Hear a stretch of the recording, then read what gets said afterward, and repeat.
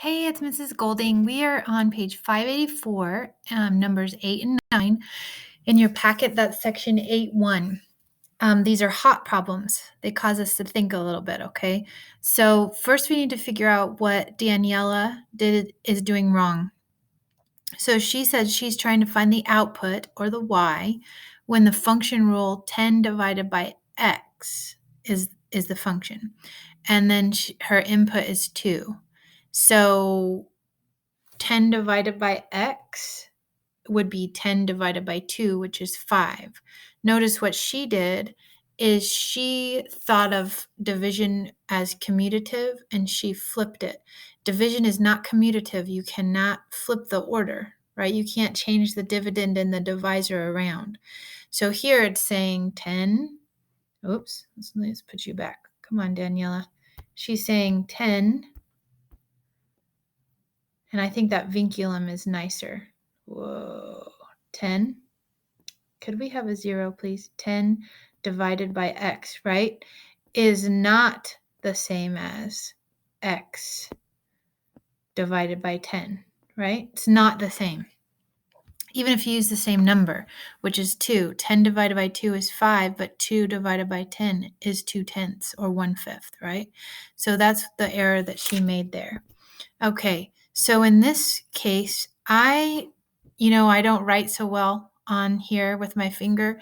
So I wanted to just show you the answer so you didn't have to decipher all my zeros, but I'm going to explain where this comes from. 223 million Americans keep containers filled with coins in their home. Who would know that fact or gather that statistic? It's interesting, but weird. Suppose each of those 223 million people started putting their coins back into circulation.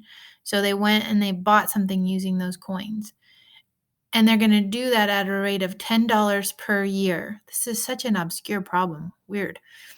We're going to create a function table that shows the amount of money that would be recirculated or put back into the economy in 1, 2, and 3 years. So here's the function we're going to say. We're going to take that 223 million people times $10. That's what you get here, right? Here. And then we're going to take that times the amount of years.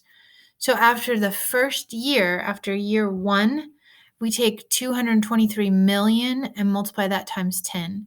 That gives us 2,230 million. So that's what happened here when we took that and multiplied by 10. Now, we're not only going to multiply by 10 for year 2, we're going to multiply by 2 years. So that same thing that happened is going to happen again.